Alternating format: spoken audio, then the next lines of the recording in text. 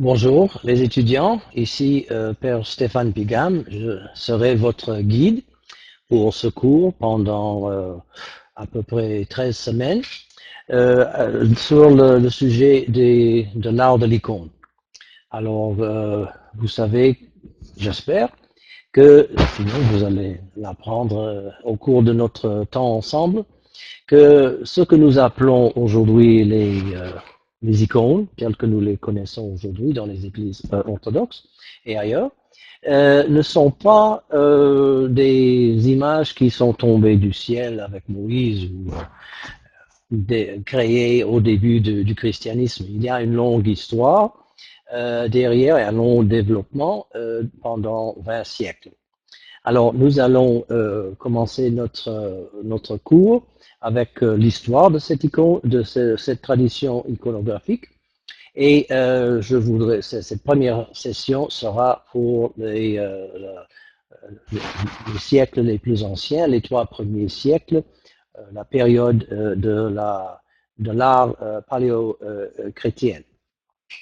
Alors, d'abord, je voudrais commencer avec une notion, une idée qui est très, très répandue. Peut-être que vous avez déjà rencontré cette notion dans les livres d'art.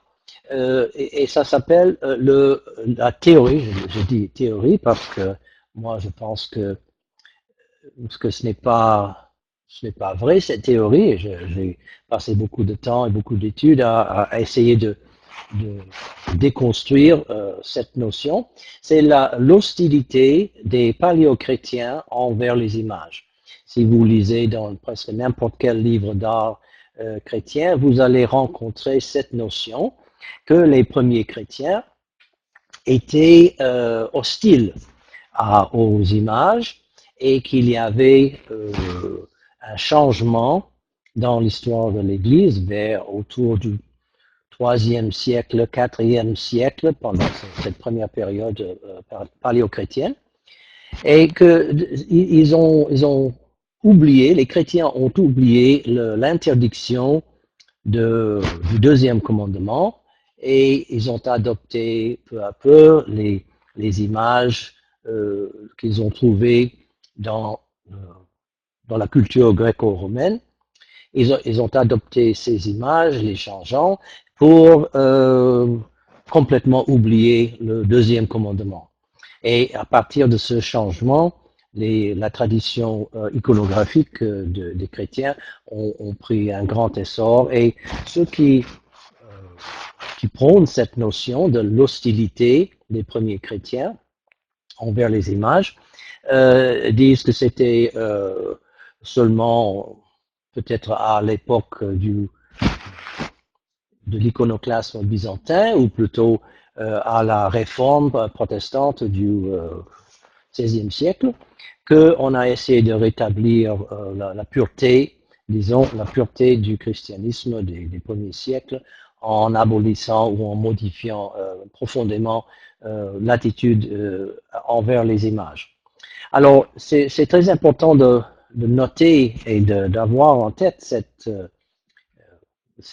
théorie, je l'appelle théorie, de l'hostilité des paléochrétiens envers les images, parce que tout au long de notre histoire, et même en voyant des images que nous allons voir ce matin, je vais attirer votre attention sur certains aspects des images que nous pouvons voir dans les catacombes de Rome, par exemple, et ailleurs.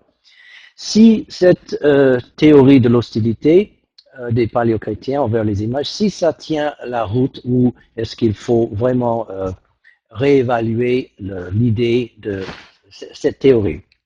Parce que le point de vue que je représente, celle de l'Église orthodoxe, et je dirais non seulement l'Église orthodoxe, mais la tradition patristique qui est commune à tous les chrétiens, croit que non seulement le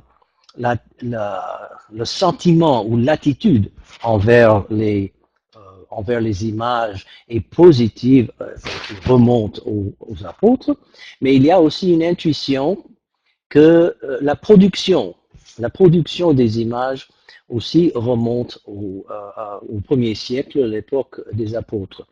On ne dit pas nécessairement que les premiers chrétiens ont fait des images comme nous les connaissons aujourd'hui, mais quand même, l'activité artistique, nous croyons que ça remonte à l'époque des apôtres, que les chrétiens des premiers siècles ont exprimé leur foi d'une manière artistique, en des formes et des lignes. Bon, alors, quels sont les fondements de cette théorie de l'hostilité des paléochrétiens? Paléo veut dire vieux. Quand on dit paléochrétien, ça veut dire les 3, 4 premiers siècles, 5 siècles peut-être, certainement les 3 premiers siècles du christianisme, que ce soit l'histoire, liturgie, image ou études bibliques ou les pères de l'Église. Paléo-chrétien veut dire le vieux christianisme des premiers siècles. Alors, comment est-ce que ceux qui prônent cette notion de l'hostilité, quel est le fondement de leur idée? Alors,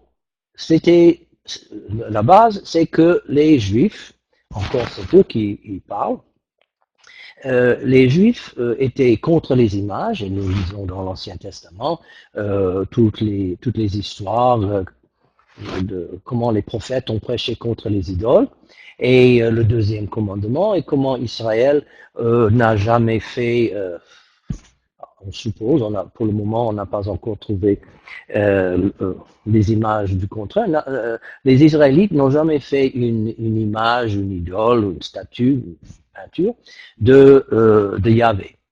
Alors, c'est une hostilité envers les images que ces théoriciens veulent baser sur leur idée.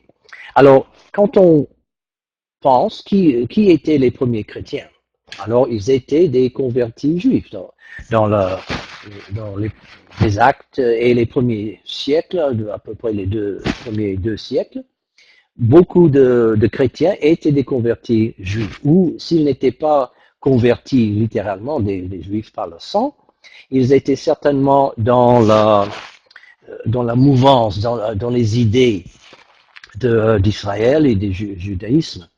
Alors, puisque les Juifs, selon cette théorie, puisque les Juifs eux-mêmes étaient contre les images, basées sur l'interdiction de faire des images et de faire des faux dieux, des idoles, ces premiers chrétiens, eux aussi, étaient contre toute forme d'image. Et en invoquant le deuxième commandement.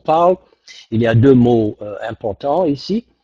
L'iconophobie, ça veut dire qu'on a peur, icono, ça c'est facile, les icônes, les images. Phobie veut dire peur de quelque chose, alors comme agrophobie et d'autres mots.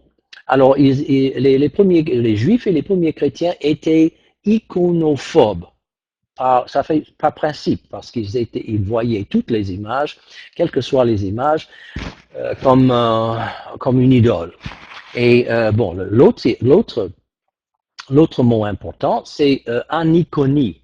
Ça veut dire que les premiers chrétiens, dans leurs églises, s'ils avaient des églises ou dans les maisons où ils se rencontraient pour la liturgie et prier, n'avaient pas d'image. Alors, le premier mot, est iconophobie, dit pourquoi ils n'ont pas d'image, et le deuxième mot, aniconie, veut dire qu'ils n'avaient pas d'image. Alors, ces 2 mots constatent, le premier, aniconie, constate tout simplement qu'il n'y avait pas d'image, et c'est vrai que, du point de vue archéologique ou dans les écrits, la première indication de l'existence d'une image chrétienne était de Tertullien, ce qui vivait en Afrique du Nord.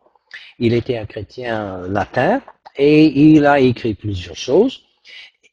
Il a écrit dans un de ses documents que il y avait un évêque. Il n'est pas impossible que cet évêque était l'évêque de Rome, mais ce n'est pas certain, mais c'est possible. Que cet évêque avait un calice, et sur le calice était gravé un bon pasteur. Alors nous comprenons tout à fait le symbolisme du bon pasteur, et il dit que il n'aimait pas cet évêque, et bon, il a dit des choses qui semblent être contre cette image. Il l'a condamné, ou au moins il a dit des choses péjoratives envers cette image. Mais ce qui est important, c'est que vers l'an 200, en Afrique du Nord, il y avait, voilà, littéraire, c'était un témoignage littéraire.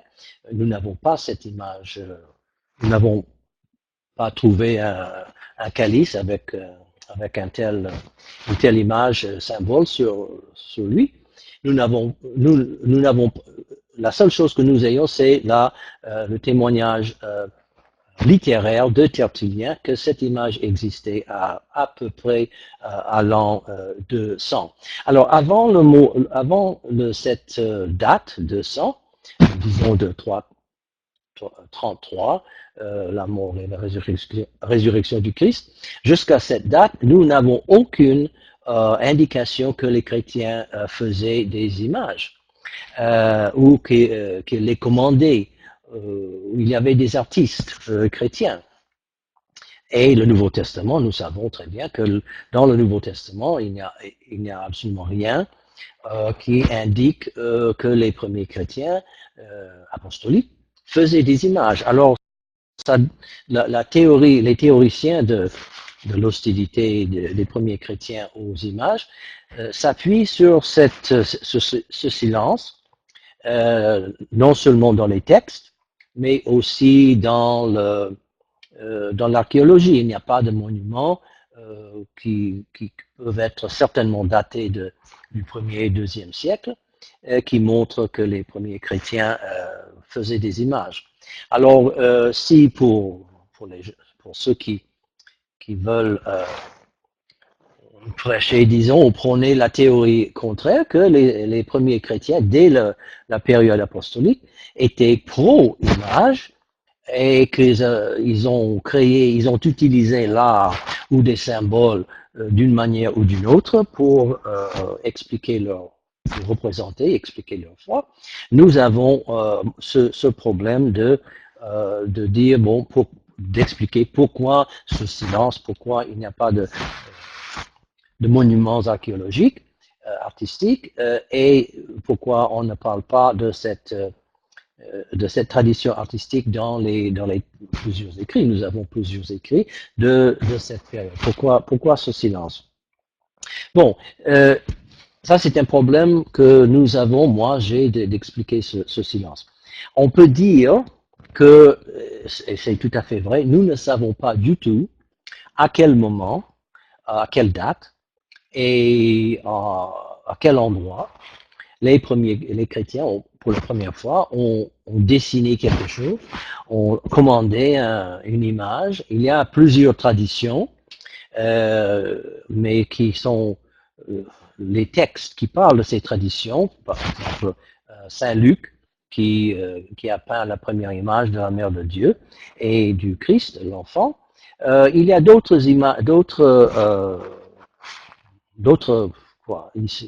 légendes ou traditions, c'est peut-être mieux de dire traditions. Il y a plusieurs traditions qui disent que finalement les images remontent au 1er siècle du christianisme, mais on ne peut pas vraiment montrer ça pour certains. Il faut dire, bon, la tradition de Saint Luc, par exemple, on ne peut pas confirmer ni infirmer cette affirmation qu'il a peint la première image de la Mère de Dieu et du Christ, mais c'est une tradition, Et certaines personnes comme moi, par exemple, pensent que, et nous allons voir ça ici plus loin dans notre première séance ici, que je suis convaincu que l'archéologie éventuellement, quelque part en Israël, en Égypte, en Grèce ou ailleurs dans cette région, vont trouver dans la terre, enterré quelque part, quelques témoignages, un document ou une vraie image primitive, peut-être, mais quand même, qui va prouver que les premiers chrétiens se servaient des images ou des symboles, une forme artistique pour proclamer leur foi. Alors, c'est cette théorie de l'hostilité qui est à la base d'une opinion très très répandue. Vous allez entendre ça et lire ça dans presque tous les livres d'art, comme j'ai dit, sur l'art paléochrétien. Ce que vous allez entendre de ce cours, c'est le contraire.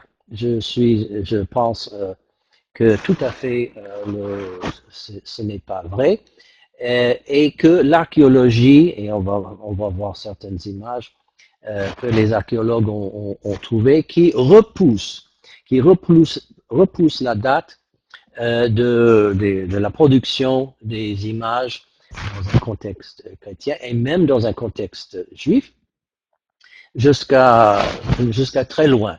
Alors, le XXe siècle les archéologues ont découvert beaucoup de ces images. On va les regarder pendant notre cours ici.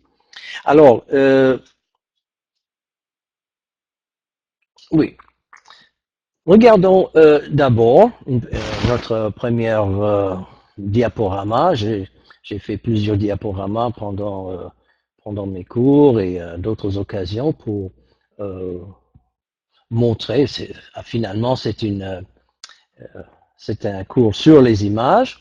Et on va voir les premières images les plus anciennes que nous avons dans nos musées ou que les archéologues ont découvert.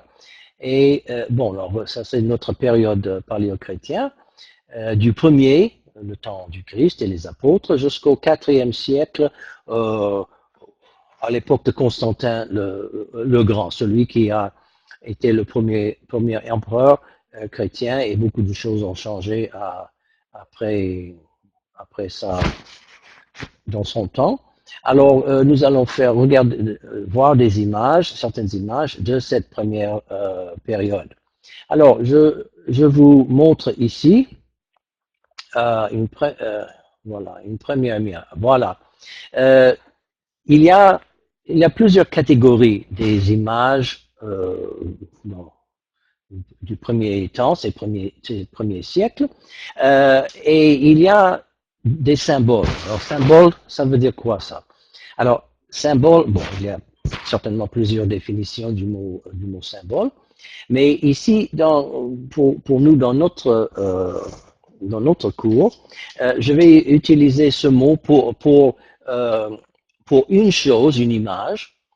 Il y a aussi des images littéraires, mais nous parlons d'images ici. Des images, des choses. Voilà, vous voyez ici une image d'un poisson. D'abord, quand vous voyez une image chrétienne ou n'importe quelle autre image tout au long de notre cours, la première chose à dire et à déterminer, c'est qu'est-ce que je vois? Qu'est-ce que je vois? Alors, c'est pas mal clair ici que c'est un poisson. Et il y a un corbeil ici, avec 5 petites choses rondes. Ça, c'est quoi exactement? Bon, alors, corbeil avec des pains. Alors, quand un païen voyait cette image-là, il voyait un poisson, des poissons, avec une petite corbeille là, avec des pains ou des cercles. Ça, c'est quoi exactement les cercles? Il n'était pas certain. Mais un païen, en voyant cette image-là, n'était pas du tout dérangé. C'est bon, c'est très bien une image. Mais pour un chrétien, représentait un poisson et une petite corbeille avec les pains. Évidemment, il n'est pas très difficile de comprendre comment les chrétiens ont vu une telle image comme une expression de leur propre foi. Alors ça, nous avons ici des images tout à fait symboliques. Ce sont des poissons et des pains qui, eux, nous font penser à une autre chose, penser au Christ qui est Ichthus. Nous savons que le mot ancien pour poisson veut dire, est appelé Jesus Christos, Huios, Theus Soter. Ce sont les lettres de ce mot Ichthus. Pour un chrétien, c'était une sorte d'anagramme qui voulait dire, qui proclamait leur foi. Alors, les chrétiens ont transformé cet anagramme en image de poisson pour représenter leur foi en Christ, Fils de Dieu. Et le pain, évidemment, le pain ici, ça peut être, parfois il est difficile de déterminer exactement le sens de telle ou telle chose, mais ici, certainement, pain eucharistique serait, ou la multiplication des pains, certainement un symbole pour les chrétiens du Christ qui nourrit ses fidèles. Alors, vous voyez la date, regardez la date ici, de 230. Encore, c'est difficile de déterminer exactement. C'était dans une catacombe à Rome, à cette date, poisson et pain eucharistique. Alors, voilà une première catégorie, disons, d'images chrétiennes, des images tout à fait symboliques qui ne pourraient rien dire à un païen et ne causeraient aucun problème pour les païens, mais symboliquement, un chrétien reconnaîtrait tout à fait cette image-là. Alors, on continue. Nous avons ici d'autres poissons. Alors voilà, et une encre. Alors pourquoi est-ce que les chrétiens ont choisi une encre, encore une image inoffensive pour les païens? Bon, alors vous voyez que il y a une croix. C'est en forme de croix, mais une croix déguisée, si vous voulez. Seulement, c'est une encre, aucun problème pour les païens. Et qui est autour de cette croix, mais un grand poisson ou peut-être un dauphin, et les autres poissons, les fidèles, sont autour de cette image. Alors, nous, encore, ce sont des symboles, poisson et encre, pour représenter, pour faire penser à d'autres choses, l'encre de la foi qui est le Christ, et le Christ ici autour de la croix, la crucifixion, et les autres fidèles autour de lui. Nous avons encore cette première catégorie, seulement des images, des choses qui nous font penser à la foi chrétienne, mais qui ne serait pas, créerait pas un problème pour les païens.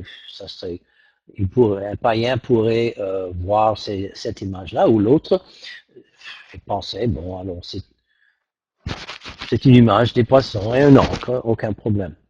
Alors, et ce qui est peut-être une caractéristique de cette première période, les 3 premiers siècles, puisque les chrétiens étaient persécutés, ils étaient une religion illégale, ils ne voulaient pas tellement montrer leur foi d'une manière pour être vus par les païens et pour les identifier. Alors ils ont utilisé des symboles qui étaient des images ou des symboles communs dans leur culture. On peut même dire que peut-être une des raisons que nous n'ayons pas que nous n'avons pas des images des 2 premiers siècles, c'était certains penseurs ont dit, ils étaient crypto-images. Ils ont utilisé des images que aujourd'hui nous ne pouvons pas montrer comme étant des images chrétiennes. Mais bon, ça c'est une théorie. Alors continuons.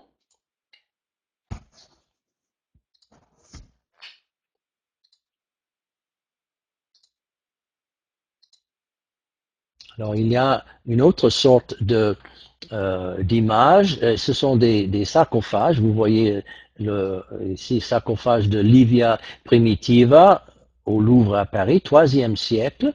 Et si vous regardez, nous allons voir ici, nous avons un sarcophage. Alors c'est déjà pour un chrétien qui avait un peu d'argent. Ce n'était pas les petits pauvres qui pouvaient avoir un sarcophage, mais sur ce sarcophage, nous avons, vous voyez ici, un poisson, déjà vu.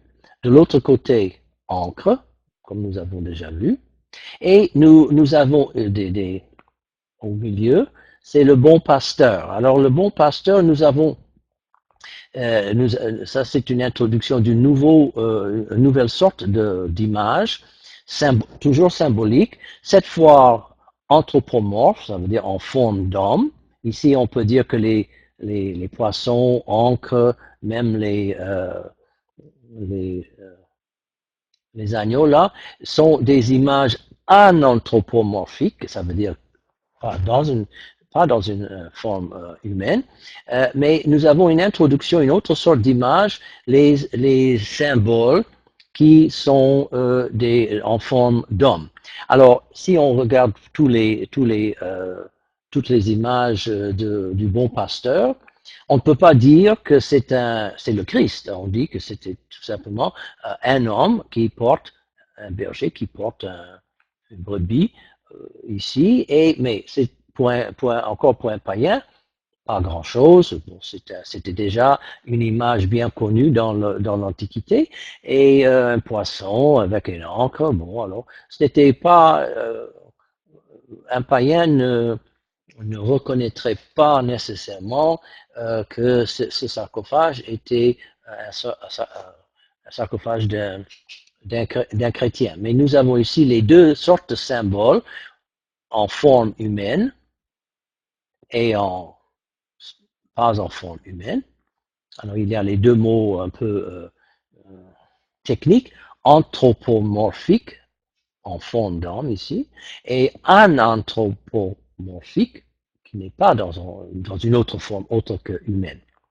Alors, continuons.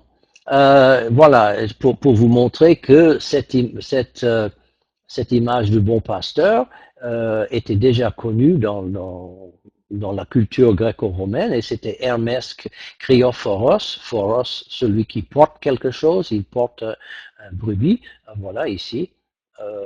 C'était un symbole bien connu dans la culture gréco-romaine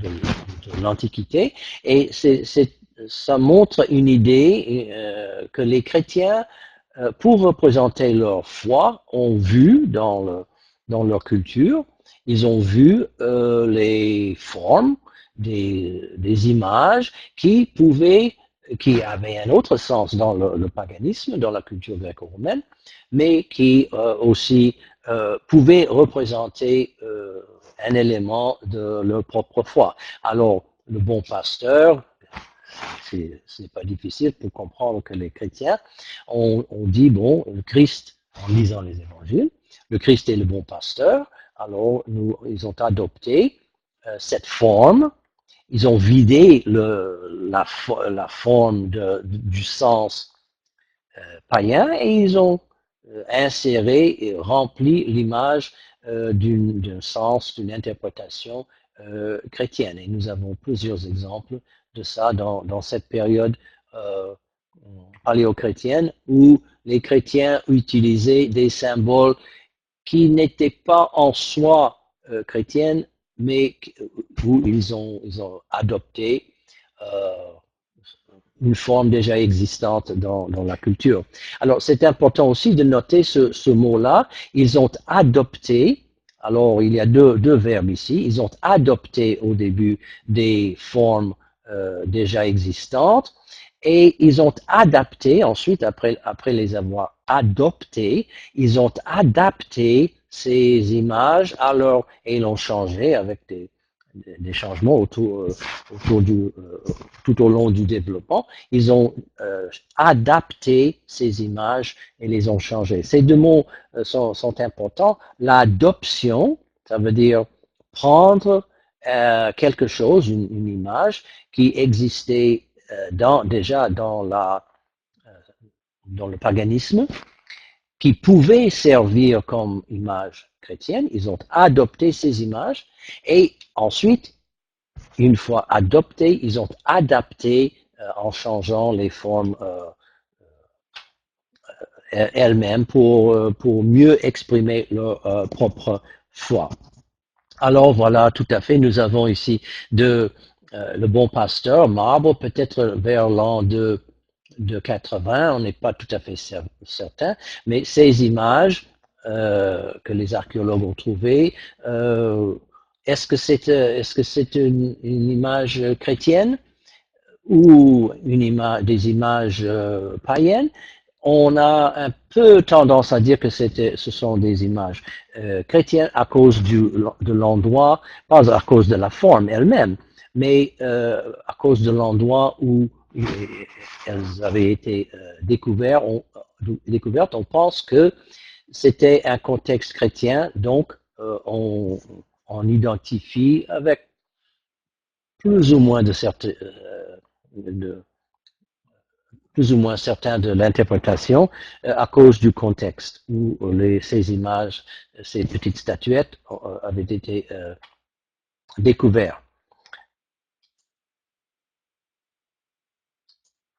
Maintenant, nous allons dans les catacombes à Rome et vous voyez ici dans la catacombe de Précy, chambre de la Vellatio, vers 250, nous avons ici encore le bon pasteur et les chrétiens étaient, ça c'est la voûte, faut regarder en haut pour voir ça, et les chrétiens étaient enterrés dans des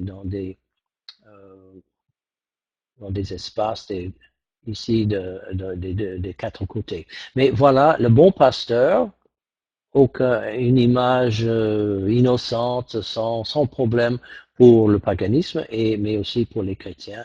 C'était une manière d'identifier que cette catacombe était pour les chrétiens. Nous avons aussi, si on regarde ici de ce côté, nous allons voir les trois jeunes gens dans le livre de Daniel, dans la fournaise ardente en Babylone. Et nous avons ici, c'est en bas sur notre image, une image de Donna, ici Donna Velata, et nous allons regarder ces images-là. Alors, on continue. Voilà une autre image du bon pasteur, il y en a plusieurs. Une des images les plus populaires de cette époque. Encore une image symbolique. Alors voilà, nous entrons dans une autre catégorie ici d'images. Nous avons déjà parlé d'une image uniquement symbolique comme le poisson, ou une image anthropomorphe comme le bon pasteur. Mais ici nous avons celui qu'on appelle Orphée, encore une histoire que tous les païens connaissaient, ça fait partie de la culture et mythologie de l'Antiquité. Orphée était quelqu'un, vous voyez ici sa flûte là, il était musicien, et il pouvait apaiser les bêtes sauvages par sa musique, il pouvait charmer ces animaux et les apaiser. Alors, il n'était pas très difficile d'imaginer comment les chrétiens pouvaient très facilement adopter cette image qui vient du paganisme comme une image symbolique du Christ. Alors, le Christ, en jouant sur sa prédication, peut apaiser les âmes sauvages des hommes et ceux qui étaient sauvage avant devient paisible, calme, et c'est l'effet de la prédication du Christ et des apôtres, c'est l'effet sur les hommes avec leur cruauté et d'autres attitudes. Alors, ça c'est comme le bon pasteur, mais une autre image, c'est toujours ici, Orphée, vu comme symbole du Christ. Ce n'est pas une image du Christ, il faut faire attention, ni le bon pasteur, ce n'est pas une image de Jésus, mais c'était un symbole anthropomorphe que les chrétiens ont adopté de la culture ambiante et ont utilisé pour exprimer leur foi, 3e siècle. Alors, on continue. Une autre, vous voyez l'espace ici où était mis le cadavre, le chrétien mort. Nous avons ici en bas plusieurs, une image qui peut être, on ne sait pas exactement, ça peut, voilà le problème d'interprétation. Très souvent, nous voyons une image, alors comme j'ai dit, qu'est-ce que nous voyons? Bon, on voit une sorte de banquet, et plusieurs personnes, à une table. Vous savez que les Romains et les Grecs ne mangeaient pas à une table comme nous, mais dans un cercle et la nourriture était au milieu, ils étaient allongés, couchés, et ils mangeaient comme ça. Alors, évidemment, c'est un repas. Quelle sorte de repas? Ça, c'est difficile à interpréter. Est-ce que c'était une image symbolique de l'Eucharistie? Est-ce que c'était l'image d'un vrai repas de la famille, disons, ou des amis qui se sont réunis au moment de la mort d'une personne chère, et ils ont mangé un repas ensemble. Est-ce que c'est l'image du repas dans le royaume de Dieu à la fin des temps? Bon, ce n'est pas facile. Vous voyez, il y a ici des urnes, 1, 2, 3, 4, peut-être ici d'autres aussi pour le vin et les plats pour d'autres, le pain, le poisson, on ne sait pas exactement quoi. Alors, vous voyez le problème de l'interprétation parfois de ces images. Peut-être si on voyait cette même image dans un contexte païen, on pourrait dire, bon, alors ce n'est pas du tout une image chrétienne. Ici, peut-être une image crypto-chrétienne. Alors, on continue. Il y a un sarcophage qui s'appelle La Gaillole et qui se trouve à Brignoles en France et dans le sud de la France. Et c'est peut-être le plus ancien sarcophage qui existe, sarcophage chrétien qui existe. Et on peut aller visiter ce sarcophage à Brignoles en France vers nous disons vers 250. Alors, regardons de plus près les images individuelles pour voir comment et pourquoi on pense que c'était une image chrétienne. Alors, voilà, ça c'était à l'extrémité gauche du sarcophage. Et voilà, nous avons ici probablement une image du dieu chrétien, du dieu du soleil, Apollon peut-être. Et pourquoi, c'est intéressant, pourquoi est-ce que un dieu païen serait à la surface d'un sarcophage chrétien? Bon, c'était le cas, la chose de l'Antiquité, pour que les ouvriers préparaient d'avance certains sarcophages avec des images déjà standards que tout le monde voulait avoir sur leur sarcophage. Alors ils ont préparé ce sarcophage avec cette image-là, et bon, les clients allaient chercher parmi les autres qui avaient certaines images déjà sculptées.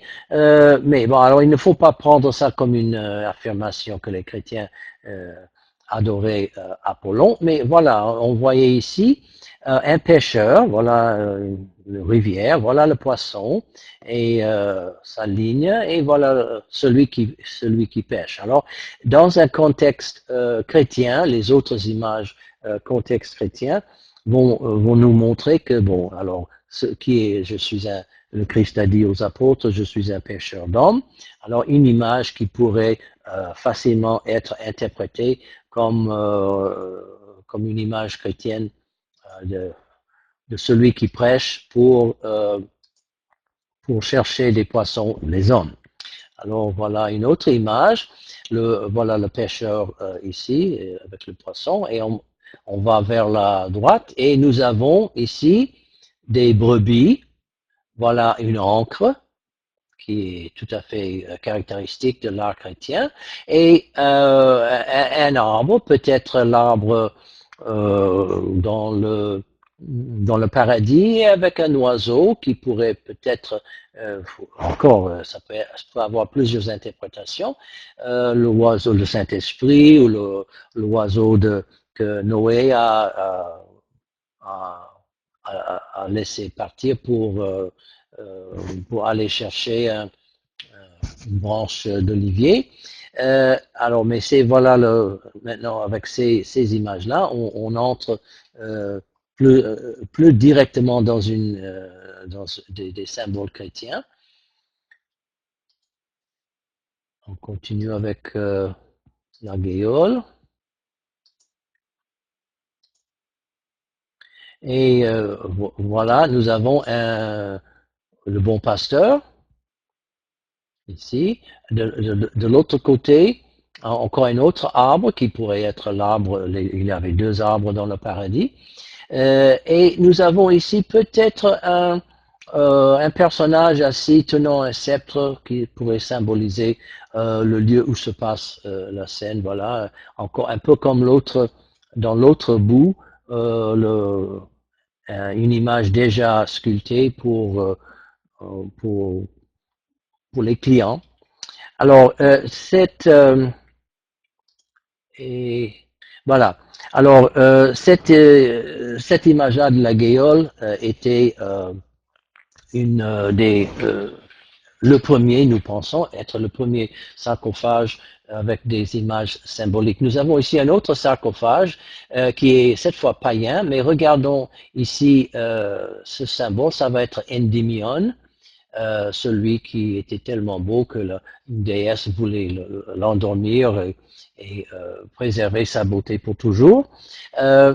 Alors, cette image d'Endymion endormi va être pris, ça c'est un sarcophage païen, ce n'est pas chrétien, mais les chrétiens vont prendre cette image d'Endymion comme le bon pasteur, comme Orphée, et vont adopter pour représenter quelqu'un, on verra, qui Endymion va représenter, il va représenter Jonas.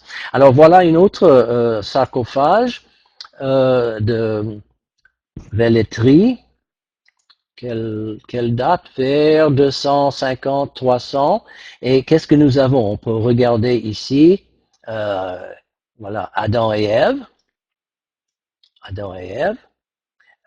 Voilà, peut-être, ça c'est un peu difficile à dire, mais la multiplication des pains. Nous avons Noé. Voilà l'arche de Noé, c'est un peu bizarre, c'est une boîte seulement. Et voilà l'oiseau.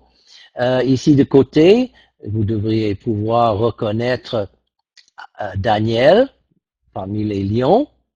Et ici en bas, nous voyons tout à fait, voilà, Endymion que nous avons vu dans l'image précédente, qui représente Jonas, qui, avec la plante, à la fin, après sa prédication, il était fâché contre Dieu, et voilà le dragon, et lui, le grand poisson, le dragon, le vomi sur la terre, et il est endormi ou couché au moins en dessous de cette plante pour pour représenter qu'il était fâché contre Dieu parce que Dieu a sauvé les autres, les gens de Ninive. Alors nous avons, voilà, tout à fait, et ici au milieu, Laurente, une autre personne symbole, on ne peut pas dire vraiment que c'est une personne, une vraie personne historique, mais qui est en train de prier avec les mains levées dans la position orante. Il y a plusieurs sarcophages et avec ces images-là, vous voyez, est-ce que vous pouvez reconnaître ici encore euh, euh, Jonas, oui. Voilà le bateau, voilà le dragon et voilà Endymion. Et nous avons ici d'autres catégories d'images qui sont tout à fait des symboles anthropomorphes. Vous avez vu Endymion, Orphée, que les chrétiens ont pris pour symboliser un aspect de leur propre foi. Voilà l'orante. Ici, nous avons une figure qu'on voit assez souvent, un homme philosophe. Et dans l'Antiquité, le philosophe était presque le personnage le plus haut, le plus religieux, le plus sacré, c'est parce qu'il cherchait la sagesse. Et très souvent, le Christ est représenté par le Christ lui-même. Ce n'est pas une image de Jésus, mais encore un symbole pris pour représenter celui qui enseigne la vraie philosophie. Ici, le philosophe. Nous avons ici le bon pasteur. Et ici, à la droite, extrémité droite, nous avons une autre catégorie d'images. Et ce sont des images tout à fait du Nouveau Testament, de vraies personnes. Voilà une image de Jésus comme petit enfant. Et Jean-Baptiste ici, voilà la colombe et l'eau ici en bas. Alors ça, cette image, pour la première fois maintenant, que nous voyons des images directes des personnes bibliques, Ancien Testament, Nouveau Testament. Ici, par exemple, ça, ce n'est pas vraiment Jonas, mais c'est Endymion qui représente Jonas. Ici, tout à fait une image du Christ. Et pourquoi est-ce qu'il est un petit enfant ici? C'est un petit homme. Bon, le baptême pour les chrétiens veut dire une naissance, une deuxième. Alors, quand on est bébé, la première naissance, on est bébé, alors on a adopté ce symbolisme pour le baptême du Christ, il était vu comme un homme et nu, mais petit, comme un bébé, une manière de combiner les deux sortes de adultes, mais petits. Et voilà, vous voyez, troisième siècle, encore à Rome. Nous avons déjà vu ces images ici. Une mère et un enfant, vous voyez dans le catacombe. Est-ce que c'était Marie et Jésus? On ne sait pas. Ça pourrait être, peut-être elle est morte, l'enfant est mort. On ne sait pas. Voilà le philosophe ici. Est-ce que c'est une image du Christ? Non, probablement philosophe encore. Et une vraie personne? Peut-être. On ne peut pas déterminer. Et certainement en prière. Ah, voilà un zoom sur cette image, une très belle image. Alors, encore le Christ peut-être avec des brebis qui prêchent sur la montagne, le sermon sur la montagne et les gens qui l'écoutent.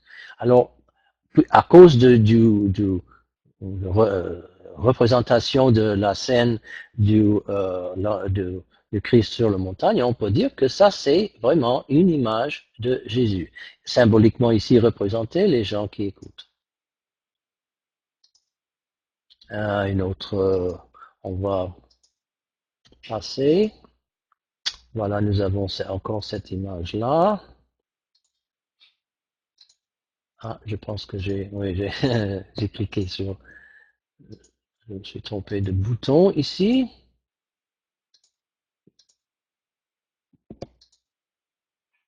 Alors, Pouvez-vous imaginer identifier cette image-là? Alors, évidemment, Jonas, le dragon, le bateau, les autres qui le jettent. Alors, pourquoi est-ce que Jonas est vu comme une image chrétienne? Parce que c'est lui qui représente la résurrection dans une manière typologique, et ça c'est une troisième catégorie d'images que nous voyons dans les catacombes et dans l'Antiquité. C'était une personne de l'Ancien Testament, dans ce cas Jonas, qui représente une image, un événement du Nouveau Testament. On appelle ça la typologie, où une image de l'Ancien Testament est une préfiguration de quelque chose qui va se passer dans le Nouveau Testament. Et c'est une manière d'interpréter le christianisme, c'est une manière d'interpréter les Écritures qui est très répandue dans l'Antiquité, et même toujours aujourd'hui, on fait le parallèle entre des événements dans l'Ancien Testament, des personnages dans l'Ancien Testament qui préfigurent un personnage, un événement dans le Nouveau Testament. On appelle ça typologie, et c'est certain que l'image de Jonas était une de ces images les plus répandues pour non, je ne l'ai pas, voilà. Ah voilà, Jonas. Ça c'est vraiment un personnage, un vrai personnage de l'Ancien Testament, historique disons, mais qui nous fait penser à la résurrection du Christ. Alors nous avons les trois sortes d'images, les images tout à fait symboliques, soit en forme d'homme, peut-être non. Deuxième sorte d'images, les images adoptées de la culture ambiante, la culture gréco-romaine, et aussi des images typologiques de l'Ancien Testament qui nous font penser à un événement du Nouveau Testament. Ici, nous avons vraiment, est-ce que vous pouvez identifier qui est celui-là et qui est... Ça, ce n'est pas un poisson. C'est ça c'est le Christ, vraiment le Christ, et ça c'est Lazare, c'est la résurrection de Lazare. Regardez la date 250, 75 vers 300, on n'est pas difficile. Alors nous avons ici tout à fait une image du Christ lui-même. Il n'a pas de nimbe, il n'est pas identifiable en tant que personne, mais la scène, la résurrection de Lazare, c'est une représentation directe de cet événement du Nouveau Testament. Nous avons ici une autre image semblable, la femme, la guérison de l'hémorroïde, le Christ encore ici, habillé en style gréco-romain, et elle touche son vêtement pour être guérie. Et j'essaie de passer. Et le baptême du Christ est aussi... nous passons. Alors, ça c'est probablement une image directe de Marie et du Christ et d'un prophète, peut-être le prophète Balaam ou Isaïe, et il pointe ici l'étoile, ou peut-être même là, l'étoile. Point chrétien, ça c'est pas mal évident, d'une image qui représente Marie, l'incarnation. Alors voilà les trois jeunes gens encore. Quelle sorte d'image est-ce? Quelle sorte de catégorie symbolique, typologique, ou une image empruntée de la société culture grecque? Bon, ce sont les trois jeunes gens dans la fournaise. Alors c'est une image typologique qui nous fait penser au Nouveau Testament. Alors, maintenant, je vais sauter plusieurs de ces images parce qu'on va apprendre plus tard séparément tout ça et je voudrais arriver vers la fin. On va voir ces images dans une session, une autre session. Vous n'allez rien manquer. Et j'arrive à la fin de ce diaporama. Oups. Je pense que j'ai glissé sur l'autre flèche.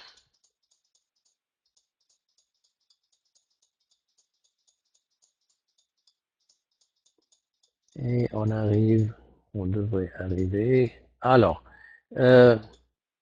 et nous arrivons ici à une mosaïque vers le 4e siècle en Angleterre. Vous voyez déjà, c'est une image, comment est-ce que vous savez que c'est une image du Christ? Bon, parce qu'on a commencé à ajouter certains symboles comme le He, Rho, le Christos, les deux premières lettres du nom de Christos.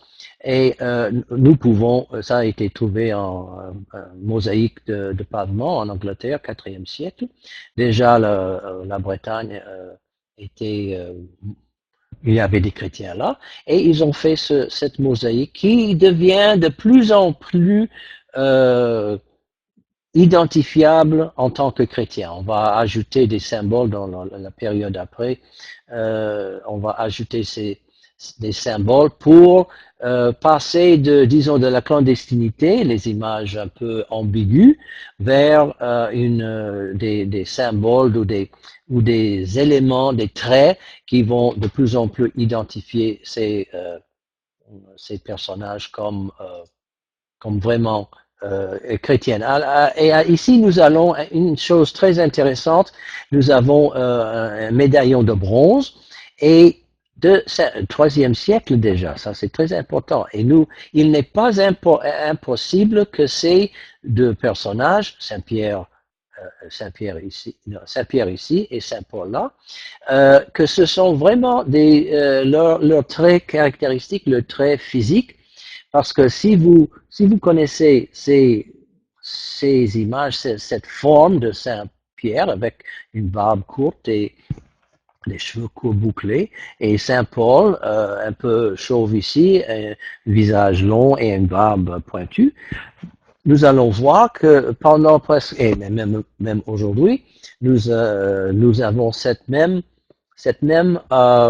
physionomie, disons, les images qui identifient Saint-Pierre et Paul. Et très récemment à Rome, les archéologues ont découvert, je ne sais pas si vous avez entendu ça dans les nouvelles, mais ils ont découvert des images, des fresques, et tout à fait, on peut les identifier par la physionomie de Saint-Pierre ici et l'autre Saint-Paul. Et nous avons, il n'est pas impossible, on ne peut pas le prouver, mais il est tout à fait possible que ces images ici du 3e siècle reproduisent les vrais traits physiques des deux princes de l'Église, les deux grands apôtres, Saint-Pierre et Saint-Paul. Alors, nous avons presque terminé ici. Voilà une autre statue. Nous avons déjà vu des membres du musée de Cleveland. Et voilà, c'est de quel personnage vous devriez pouvoir identifier. Le bateau, voilà le dragon, voilà il mange, il avale la personne ici, vomir. Alors c'est tout à fait une image de Jonas, le prophète. Et est-ce que c'est une image tout à fait symbolique, soit forme d'homme, soit pas forme d'homme, ou est-ce que c'est un élément adopté de la culture gréco-romaine pour symboliser la vie chrétienne, ou est-ce que c'est une image de l'Ancien Testament qui représente quelque chose du Nouveau Testament? La typologie, évidemment, c'est cette troisième sorte d'image que nous voyons ici. Voilà une autre image de Jonas, aussi dans le musée de Cleveland.